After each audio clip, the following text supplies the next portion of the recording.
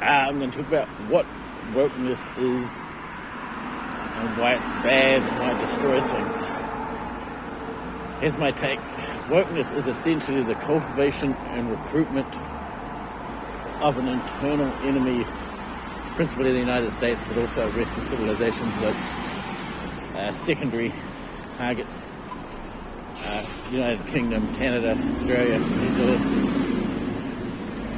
But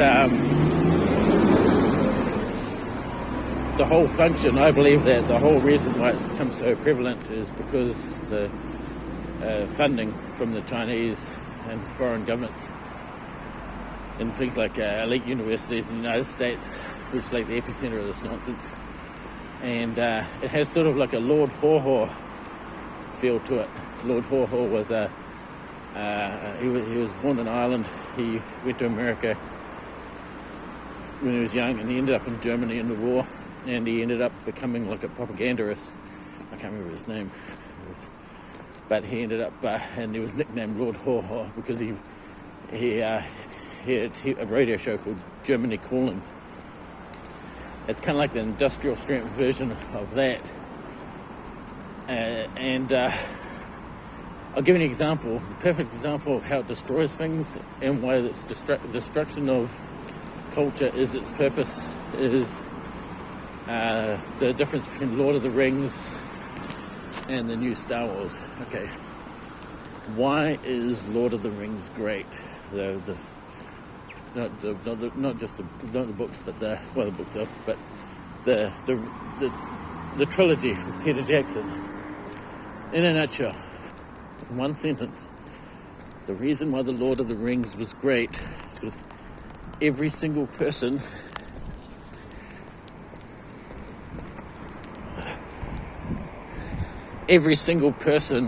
of all the thousands of people who worked on it brought their A game.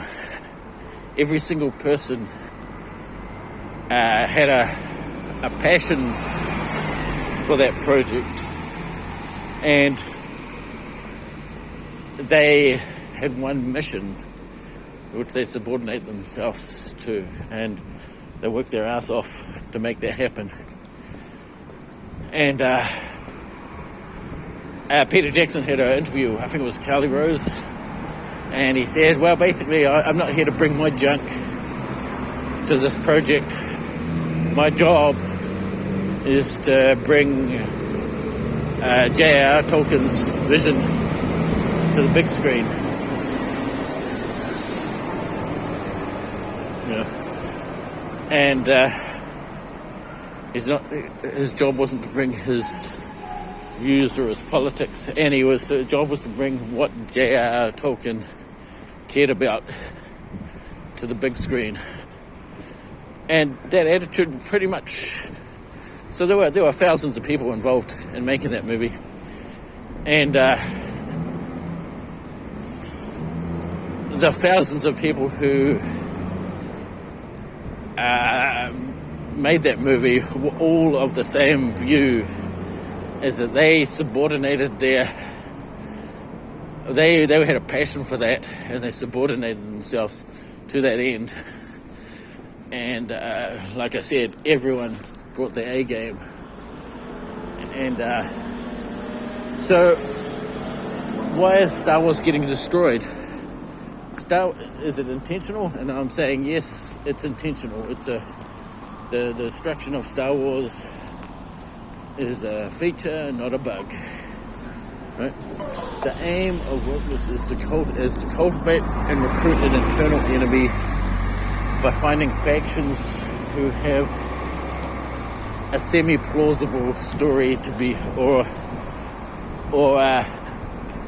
individuals who feel resentment over their lot in life. Now, the fact is, if you live in a Western country, you struck it lucky in a way that's, pretty much most people throughout history would have fought you to the death to swap places.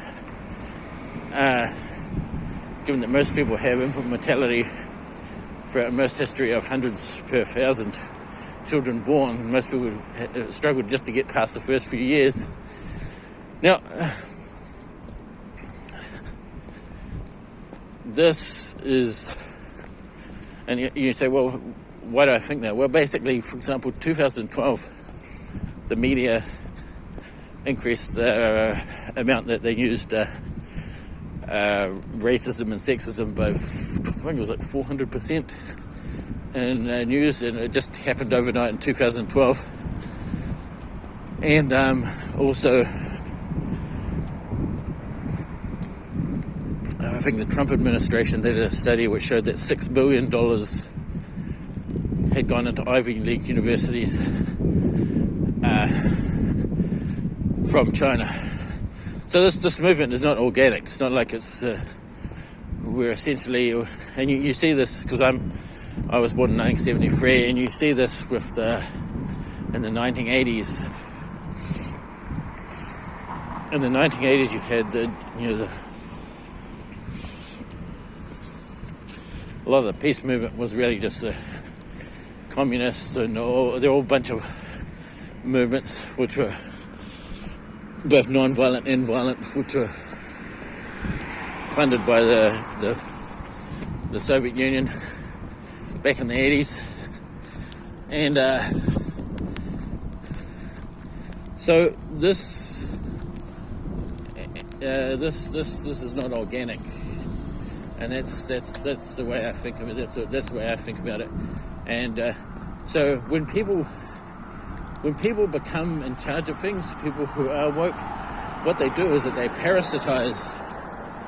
The people who are running Star Wars and screwing it up, they want to parasitize Star Wars. Like when Disney bought Star Wars, how do you screw that up? It's $4 billion. They spent $4 billion, and they spent $4 billion on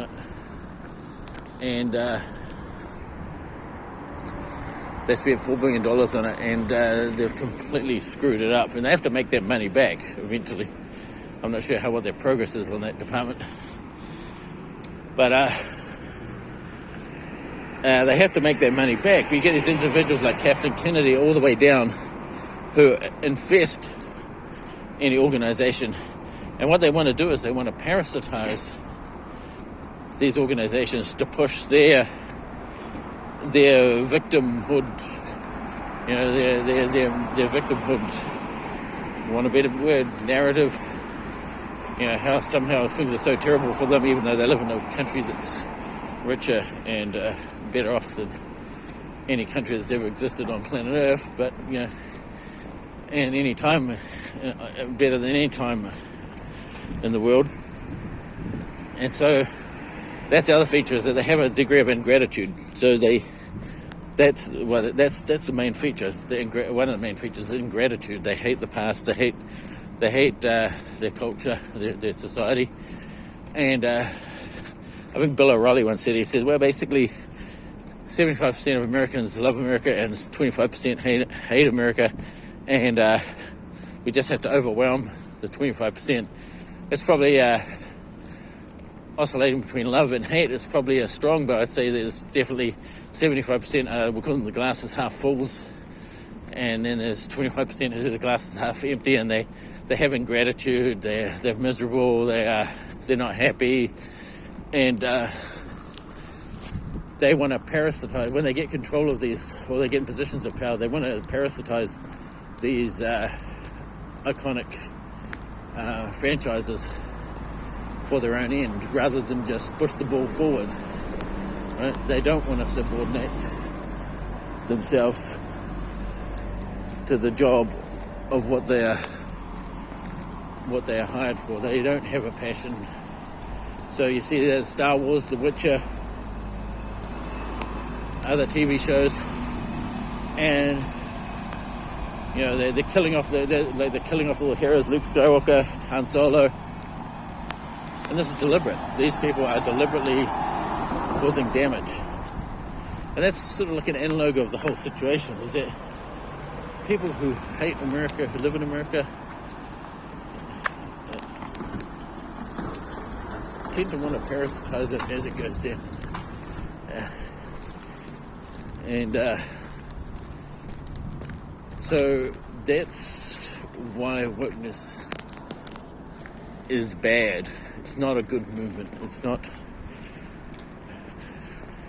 It's about cultivating resentment, and the people do themselves a disservice, because I would bet everyone involved in Lord of the Rings feels good about that time that they, 2, 3, 4 years, or however many years they spent making those movies. Whereas I bet the people who are involved in these movies who bomb, they just feel terrible. Even the ones who have instigated this, that's why movies are god awful these days. TV shows are the same. Well, it's not all of them, but a lot of them are. And that's my take on the situation. So, I'm on the way to the ferry, walking there. I drove today instead of ride. Okay, I'll catch you later.